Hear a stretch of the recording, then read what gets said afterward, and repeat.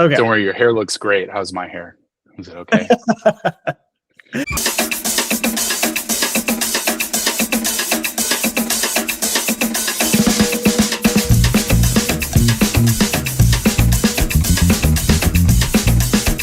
Are there any things that you haven't shared yet that you think would be really useful things to know for someone who wants to follow in your shoes and start from the ground up, start hustling, start winning private pay work?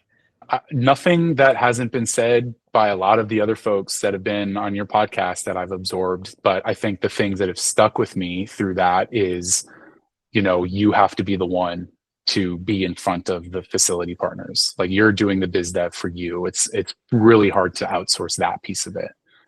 You probably have to show up as the driver the first time you get asked for a ride at those facilities, just to demonstrate that you're there and present. And I really am trying to push that forth as a value of mine, for sure.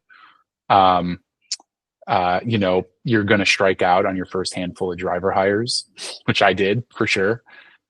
Spent too much money on payroll until I found the right person,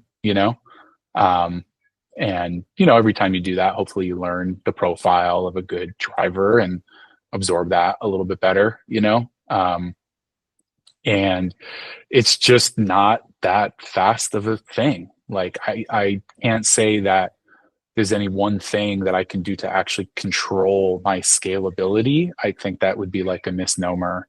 I think, as much time as you can put yourself out in the field, sure. But after a certain amount of time, like, every facility has seen my face like a half dozen times already. Like, I'm on like the border of like being irritating. So I want to be conscientious of that. But that also just means more time is necessary to find the right opportunities to create conversation with the people I want to be, partners with. So time, it's really like a time game. And I think if you can plan to withstand it, I mean, that's my plan, is just to plan to withstand 12 to 18 months and get to the other side of it. And hopefully there's volume at that point, Dude, that is clutch about the senior meetings. Yeah. I haven't heard many people talk about that. Yeah. What portion of your business do you think? I mean, because it's sort of like that introduces you to a bunch of facilities where you then. Yeah. I mean, right now I'd say it's 50% or more of my trips are through those types of referrals. Like, for example, I connect with as many people in the room as I can, especially new faces. And I got a call 2 weeks ago from like a cancer research facility in town that was like, one of my partners here in the facility got your card and handed it to me. And we have a family that's, 12 miles away that they need to start coming in for like chemo pretty regularly. And the guy's in a wheelchair. I'm like, are you the right person for that? And I was like, yeah, I am, so that was that ride hasn't materialized, but those types of opportunities are all senior roundtable referrals and networking. And once I get, I need the Medi-Cal approval, and then there's a provider network in Santa Cruz called Central Coast Alliance. I also think it covers Silicon Valley, where you are, for seniors on Medi-Cal. And I cannot wait for the meeting that I get to go to, and I get to stand up in the room and be like, I can take Central Coast Alliance and you can bring those rides to me, because I think it's gonna like blow the top off of one vehicle. And I'm already starting to search for my next vehicle in preparation for getting that Medi-Cal approval. What is your one vehicle like? What's the capacity? Do you do like ambulatory and wheelchair? Do you do like gurney at all? Yeah, I do gurney, and it fits a gurney. I do wheelchair. It can fit 2 wheelchairs. I haven't done that, but tomorrow I booked myself on an event, ironically, which was intentional too, where I'm going to do 2 rounds of 2 wheelchairs to and from an event that's being put on by like a adult disability daycare center, and they're doing an outing to a local pool who can accommodate them. And so I'm transporting 4 individuals 2 at a time in wheelchair, and then I have 2 captain's chairs in the rear, so with their attendants. Oh, nice. So you're going to go and bring 2 wheelchair people to this event, and then you're going to go back and bring 2 more. And then at the end of the event, return them both. And then there's one individual who wants to go from event to home, and that'll be like the last leg of the day. And they're, it's like a home care agency that I want to have a deeper partnership with. So I kind of put the ride estimate together, and it should be like a $700 thing. And I'm giving it to them for 50%. I basically am saying, I'm sponsoring the people cost of this endeavor. I just need you to kind of help pay for like the operational costs, and they approved it because they have a little event budget for what they're doing. And they were like, yeah, we can make that work. And thanks for taking on half of it, Right. Because you've been in the events business and you know how to. Amazing. Yep. Yeah. Yeah. That's like another aspect to this that I hope to grow is servicing weddings, hotels, corporate, like why shouldn't those types of facilities and venues and wedding planners find me, for like special case, special need? And the great thing about those rides is there's like very little price sensitivity. Yeah. It's like, I feel like not enough people think about this. Like people who are in wheelchairs, they don't only need to go to medical appointments and back. Like that's not. No, it's their social lives. Yeah. And I'm very like out there about encouraging, like I do newsletters and all that kind of stuff and drop it off at different types of assisted living homes or just independent senior facilities. Like this isn't just about your medical appointments. This is about access to your social well-being. Do your competitors in Santa Cruz do that kind of stuff? I've never even seen one of my competitors at a senior roundtable. Okay. But like, do they work in the same facilities that you're starting to work with now? I mean, obviously, like the facilities that you work with, they were doing something before you came onto the scene. Totally. And I pull up all the time just to drop off flyers, and I'm like, oh, there's such and such. I see them, and they're doing the transport. And it certainly bums me out a little bit. I'm like, damn, like there's work out here, and I'm just not the one getting it. But I also think they're taking insurance, and I haven't been able to do that yet. Because you're like waiting for your insurance, like whatever approval to come through. Yeah, exactly. So you have to have Medi-Cal approval first, and then approval through the network provider that manages that within the county. Okay. And now I've gone out to the broker networks and like the workers' comp networks, and I'm starting to get a little more serious about, to the point of the gentleman you had who gave the analogy of the stool, the 3-legged stool. I was like, that's fucking genius. Private pay, facility work, broker work just helps hold up and make the whole. So I'm starting, that was a big motivator. I reached out to Ahmed, who you interviewed, and was like, what brokers can I work with? And just to start bringing in some volume. But I think I've decided, because I've started looking at those contracts, and the pricing is like a third of what I would like to be taking. So like half of me is competitive, and I'm like, I'm not going to fucking work for that. Like, that's insane. Like, no. But then the other half of me, my brain is like, hey, there's a strategic way to incorporate that kind of work and bidding and, competing towards the pricing bottom with other people who are bidding on these rides. But I think what I just in the last 24 hours realized is I don't have to bid on every single ride. I should just bid on the rides on the days where I've already staffed a driver doing a private pay ride. Because like today, I had like a 2.5-hour window between a morning and a PM private pay. And I was too busy to take one of those shifts. So I kept the driver on all day. It would be great to bid on a ride or two in that window, not to make money, just to pay for the payroll cost for the day, Yeah. And he discussed that, and I was like, that's a game changer if I can get into those networks. And then I'll just tell my executive assistant, like, only bid on the rides if we already have something booked that day. If there's nothing on the calendar that day, don't even bid on it, or just bid a really high price, because who knows, Yeah. It's like eBay. Sometimes they'll need to get the ride done, and there won't be anyone else to do it. Yeah. Yeah. Yeah. They tell me like they're only going to pay 35 a pick. I'll be like, cool, bid 55 and like, whatever, you know? Yeah. Make them play by your rules, right? Like, Yeah, if you want me, this is totally. what it takes. Yeah. And then on the days where I have 2 rides already booked, then yeah, I'll play the game. It's fine. Those are the days that I'll bid 32 and be like, cool, we booked the ride. Awesome. You know? Yeah. So Nice. I'm like, now I'm seeing that and I'm like, all right, this is how I can link all these things together, you know? Yeah. I mean, how many days of the week do you have a driver on the road? Or be it yourself? I mean, so my current driver he's only in week 2 and I terminated my last driver like 3 months ago. So for about 3 months, I was it.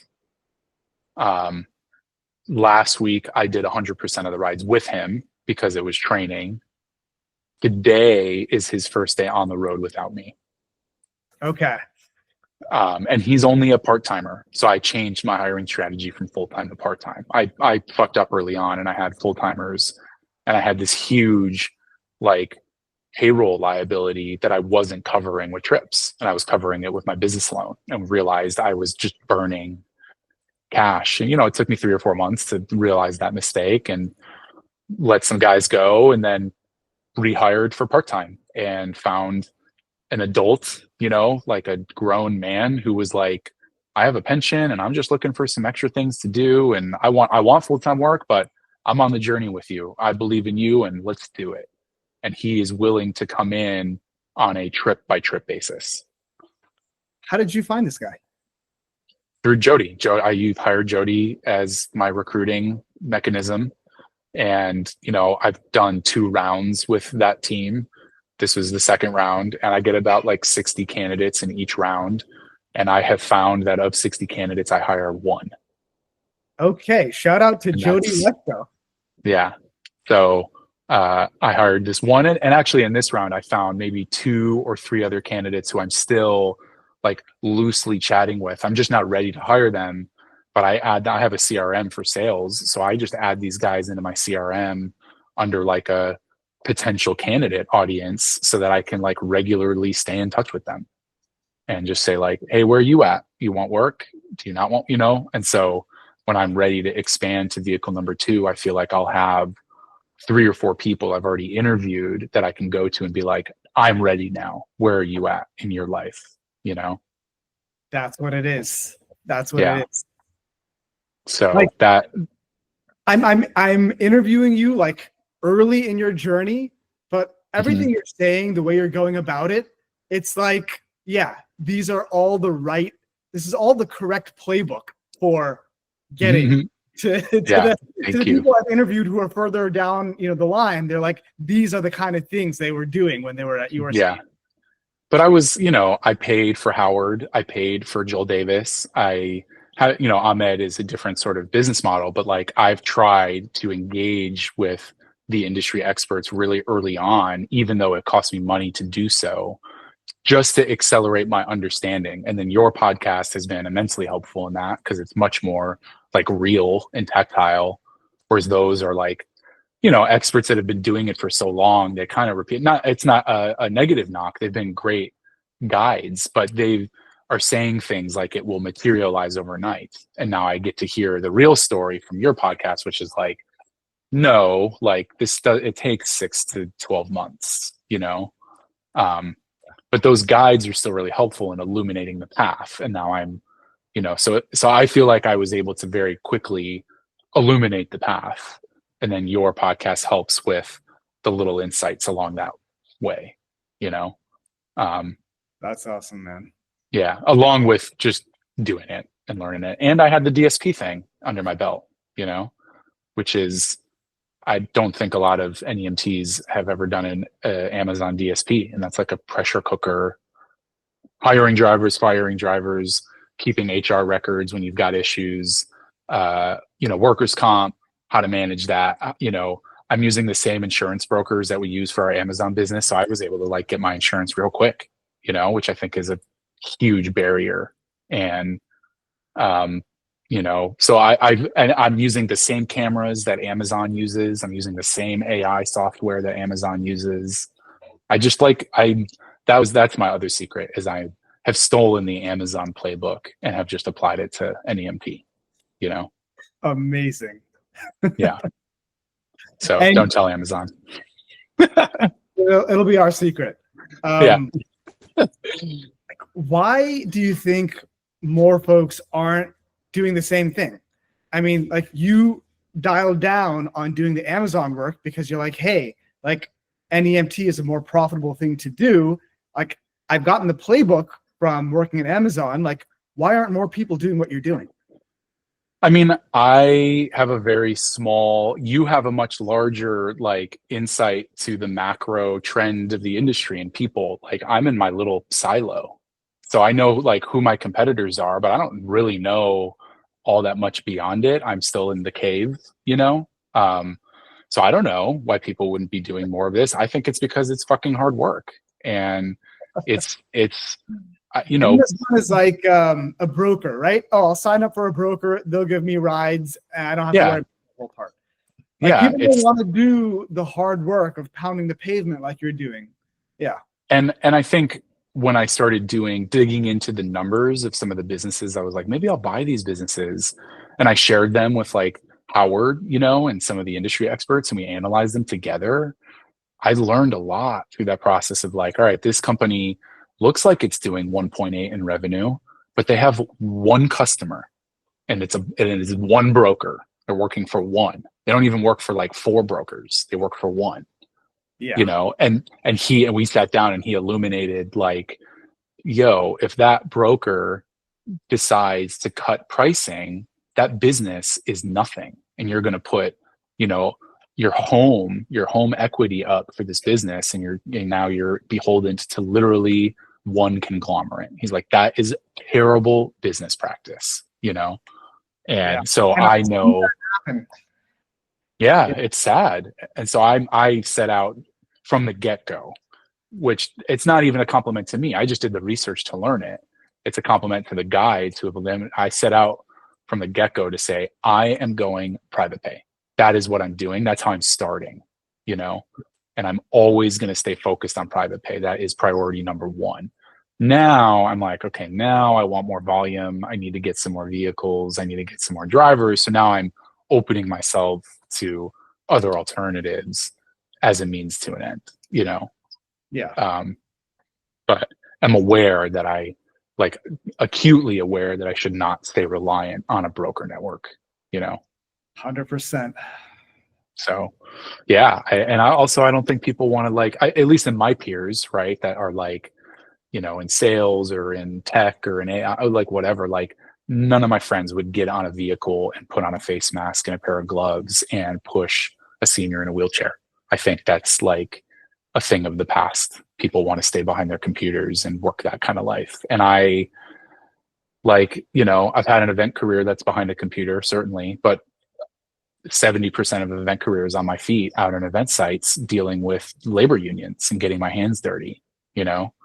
So I am just like value the hard work aspect of it maybe a little bit more than like you and I, our peer group, you know, and have built a career on, I'm Jewish, so I've built a career on schlepping, you know,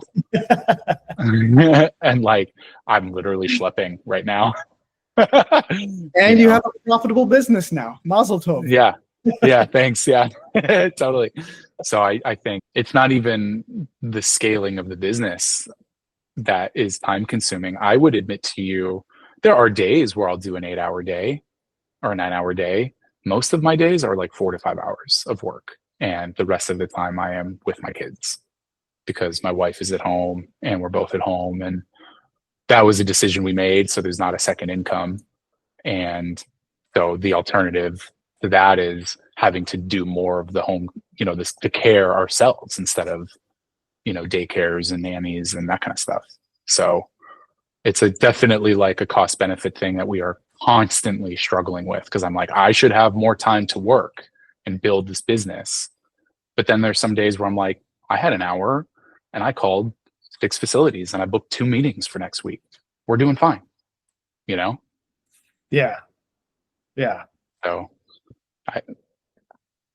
making it work within your lifestyle and your constraints. Yeah. like within capacity, so there's certainly pressure to like land my next event client, because of the one I'm with is starting to like sort of phase out of their cycle. So yeah, I'm like at the end of my rope this month where I'm like, shit, I need another event client, but it'll happen, you Yeah. know, and I've got a loan for the next 6 months, and I projected in my loan a payroll for myself, and I haven't touched that aspect of my loan for myself yet. So I know if I have to, it's there. And that's just a part of startup life. I would like to not have to do that, but that's just a part of being an entrepreneur. Yeah. So it's certainly like, whoa, like at night, it's like, is this going to happen? Like, it's 3 a.m. Am I going to make this work? Like, oof. But also I minored in, I majored in a music business program, and I minored in entrepreneurship at a business school. And so I was like, I went to college for this. Like, I know this risk. Yeah. So this is what it is. It's what I'm doing. Yeah.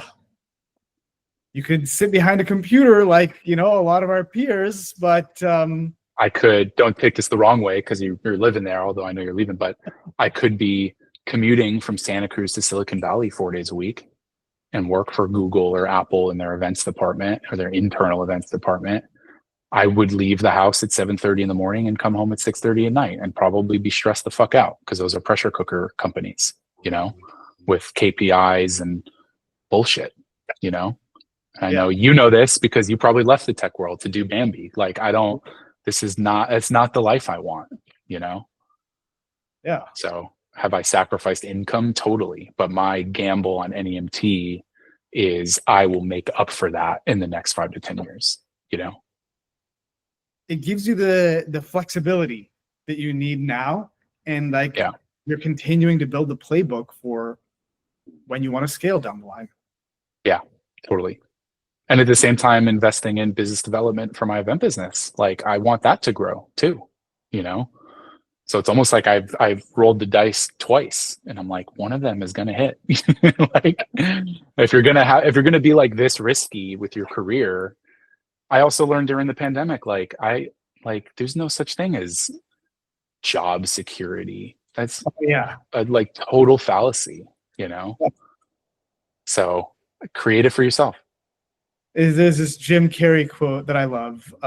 He was giving a commencement speech, and he was like, you can fail at doing the things that you don't want to do.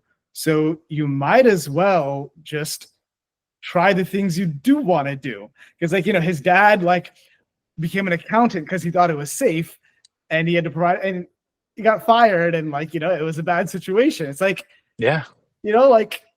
you could fail at this stuff you don't want to do. So might as well try the stuff you do want to do. Yeah. I mean, I had great jobs, Live Nation, Red Bull in succession. I got let go at Red Bull. So did my business partner, who was older than me in a higher level. They did a marketing reorg. I survived the first time, and the second time I didn't. What is job security?